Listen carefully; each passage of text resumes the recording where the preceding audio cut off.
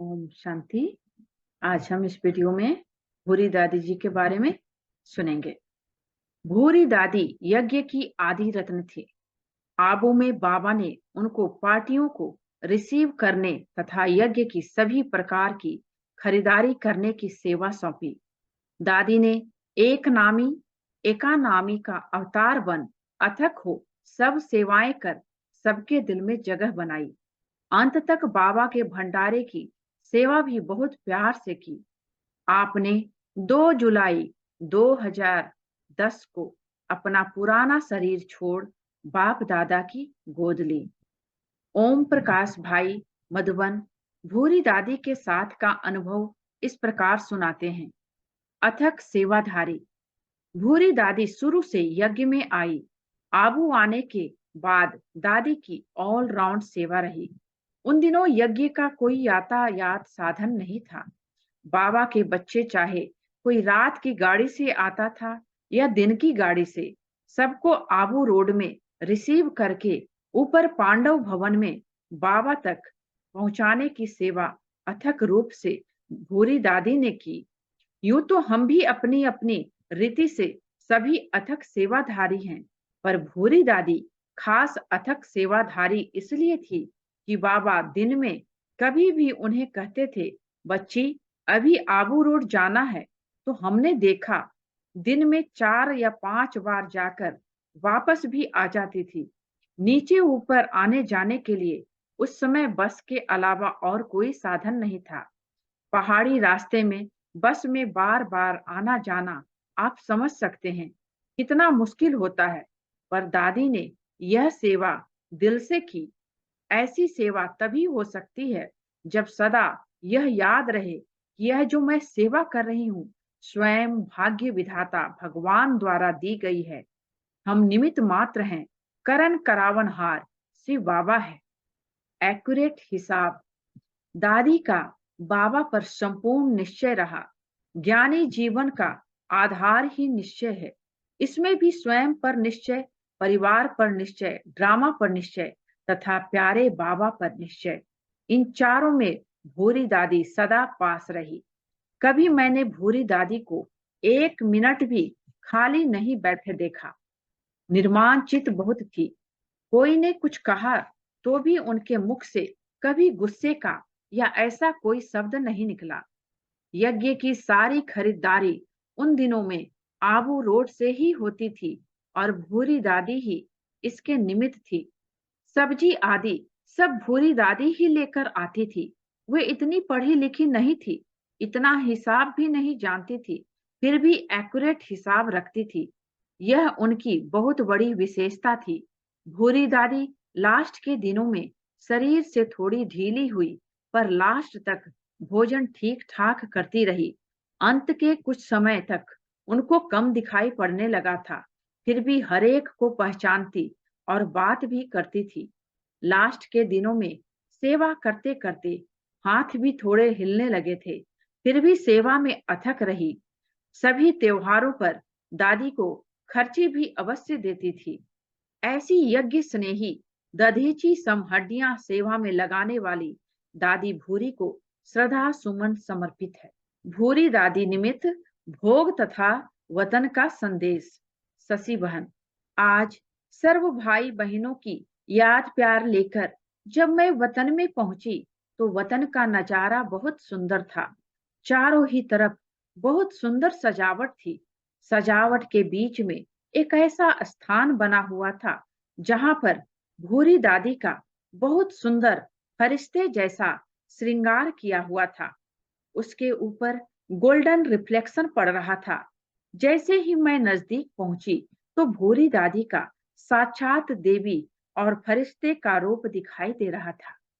थोड़े समय के बाद बाबा आए। बाबा भी भूरी दादी को देख मुस्कुरा रहे थे। बाबा ने कहा, बच्ची क्या सोच रही हो? मैंने कहा, यह भूरी दादी है। बाबा ने कहा, ध्यान से देखो। भूरी दादी के स्वरूप में शक्ति और स्नेह का रूप दिखाई दे रहा था। स्नेह रूप ज्यादा था और शक्ति का रिफ्लेक्शन पड़ रहा था। मैंने कहा, आज तो आप बहुत सुंदर लग रही हो। तो कहा, क्यों नहीं लगूं? बाबा ने आज मेरा प्यार से श्रृंगार किया है। मैं तो बाबा की गोदी में स्नेह में झूल रही हूँ। बाबा ने कहा, बच्ची का आज बाबा क्यों श्रृंगार कर रहे हैं? क्योंकि इस बच्ची ने शुरू से ही एक तो अथक सेवा द्वारा अनेक आत्माओं को सुख दिया है।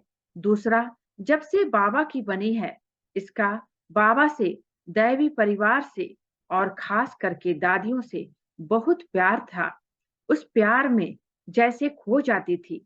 जब बाबा ने यह कहा तो उसकी आंखों में स्नेह के मोती दिखाई देने लगे।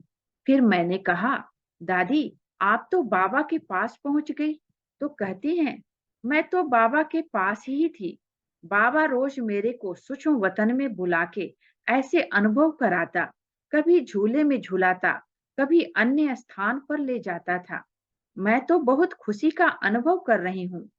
बाबा ने कहा, मैं इसे कहाँ ले जाता था, बताऊं? तो इतने में एक पुष्पक विमान आया। बाबा ने कहा, चलो बच्ची, इसमें बैठो। तो कहा, मैं नहीं बैठूंगी, मैं तो बाबा के साथ ही रहूंगी। उस पुष्पक विमान में चारों तरफ बहुत से फरिश्ते दिखाई दे रहे थे, जो उसको बुला रहे थे। बाबा ने कहा, देखो, तुम्हें कौन बुला रहा है? फिर बाबा उसे लेकर उसमें चले। जैसे ही वो उसमें बैठने लगी, सभी फरिश्ते माला लेकर उसका स्वागत कर रहे थे। बाबा ने कहा, शुरू से लेकर तुम अनेक महारथियों को, ब्राह्मण परिवार की अनेक आत्माओं को रिसीव करती थी, गाड़ियों में बिठाकर उन्हें प्यार से भेजने की व्यवस्था करती थी। तो आज सभी भाई बहनें उस स्नेह का रिटर्न दे रहे हैं। उस रिटर्न में सभी इतनी माला लेकर खड़े हैं। फिर जैसे ही पुष्पक विमान में चढ़ी, तो उस विमान में एक तरफ बाबा, एक तरफ एडवांस पार्टी के महारथी थे, बीच में भूरी दादी थी। विमान ऊपर उड़ते गए। ऐसे दृश्य दिखाता है जैसे सतयुगी दुनिया के नजारे सामने आते जाते हैं। बाबा ने कहा, देखो, तुमने सबको सुख दिया है। ये जो नजारे देख रही हो, ये सतयुगी दुनिया के नजारे नहीं हैं। ये वो सुख के नजारे हैं जिस सुख का तुमने अनुभव कराया है। जिनको अनुभूति हुई है, वो अनुभूति स्नेह के रूप में, दुआओं के रूप में आज सब परिवार वाले तुम्हारे प्रति प्रकट कर रहे हैं। सुनते हुए डिटैच हो गई। कहती है, बाबा, यह सब आपने किया। फिर यह दृश्य पूरा हुआ। फिर बाबा, बड़ी दादी और सब दादियां तथा और भी कई भाई बहनें थे। बीच में भूरी दादी थी, जो उन सबको देख भी रही थी। बाबा ने कहा, बच्ची, तुम इनकी विशेषताओं को जानती हो? मैंने कहा, भूरी दादी की तो बहुत सी विशेषताएं हैं। हर एक ने इनसे बहुत कुछ सीखा है। बाबा ने कहा, एक तो निश्चय बुद्धि, दूसरा बाबा के स्नेह में सदा लवलीन रहती थी, तीसरा सबको सुख देने का पुरुषार्थ करती थी, चौथा बच्ची सदा एक नामी और एकानामी से चलते अपने चेहरे से बाबा का साक्षात्कार कराती थी। जहां भी यह जाती थी, चाहे ब्राह्मण परिवार, चाहे लौकिक में, तो इसके चेहरे से उनको लगता था कि यह कोई फरिश्ता आया है। अपने अंदर की खुशी दातापन के संस्कार के द्वारा बहुतों को अनुभव कराती थी। तो वो बहुत मुस्कुरा रही थी, कुछ बोलती नहीं थी। मैंने कहा, सब मधुवन वाले आपको याद कर रहे हैं। तो कहती है, मधुवन निवासियों को तो मैं कभी भूल नहीं सकती। सब मधुवन वालों ने मुझे बहुत स्नेह दिया है। ये बाबा के रत्न हैं, बाबा के बच्चे हैं। बहुत खुशी में उसकी आंखों में स्नेह का रूप दिखाई दे रहा था। फिर मैंने कहा, आपके सेवा साथी? तो कहती हैं, हाँ, सब दादियां मेरे सेवा साथी हैं। सब दादियों ने मेरी पालना की है। फिर मैंने कहा, दूसरे सेवा साथी भी तो हैं, मधुवन वाले, संगम भवन वाले, हॉस्पिटल वाले, दिव्या भाई, प्रीति बहन, सभी प्यार से सेवा करते थे। तो जैसे ही मैंने कहा, उसी समय एक तख्त पर लोटस फ्लावर बना हुआ था। उसके बीच में भूरी दादी और लोटस फ्लावर की पंखुड़ियों पर सभी दादियां दिखाई दी। पीछे एक सर्कल था जिसमें सब मधुवन वाले खड़े थे। सामने उनके सभी सेवाधारी खड़े थे। लोटस फ्लावर की एक एक पंखुड़ी उठती गई तो उस पर लाइट पड़ती गई। लाइट पड़ने से उनके गुणों का सर्किल बन गया। माला नहीं, गहनों का रूप था। एक गहना, दूसरा और तीसरा, 3 प्रकार के गहने थे। मैंने कहा, हमेशा तो माला होती है, आज गहने दिखाई दे रहे हैं, तो बहुत हंसती है। बाबा ने कहा, यह बच्ची सदा अपने को श्रृंगार करके बहुत साफ स्वच्छ रहती थी, तो आज बाबा और दैवी परिवार के भाई बहने इनका दैवी गुणों से श्रृंगार कर रहे हैं। तो बाबा ने कहा, बाबा भी सदा तुमको श्रृंगार करके सभी के सामने एक दर्शनीय मूर्त रखना चाहता है। जैसे दूसरों को बाबा का अनुभव कराती रही हो, ऐसे ही बाबा आगे भी आपसे सेवा कराते रहेंगे। फिर मैंने कहा, किसी को याद देना है तो कहती है, सबको बहुत याद देना। ओम प्रकाश भाई को याद किया, कहा, यह भी बहुत प्यार से सेवा करता है। फिर बाबा ने कहा, देखो, संगम भवन के आसपास के स्थानों पर इस बच्ची ने रहकर सभी जगह पर बाबा के प्यार के बीज बोए हैं। उस प्यार की रिजल्ट यह संगम भवन है। संगम भवन के सब भाई बहनों को याद किया। दिव्या दादी का सेवाधारी को खास याद दिया। बाबा ने कहा, इस बच्चे ने भी बहुत प्यार से सेवा की है। तो दादी देखकर मुस्कुराती थी, कहती है, इसको जब भी कुछ कहो तो हंसते हंसते सेवा करता था और मुझे भी हंसाता था। फिर मैंने कहा, दादी आपके लिए भोग लाए हैं। बाबा ने खोला और कहा, देखो, तुम्हारे लिए मधुवन से भोग आया है। तो स्नेह में खो गई और कहा, बाबा, यह तो आपको खाना है। फिर बाबा ने उसको अपने हाथ से खिलाया। भोग खाते खाते कुछ सेकंड के लिए बाबा की तरफ देखने लगी।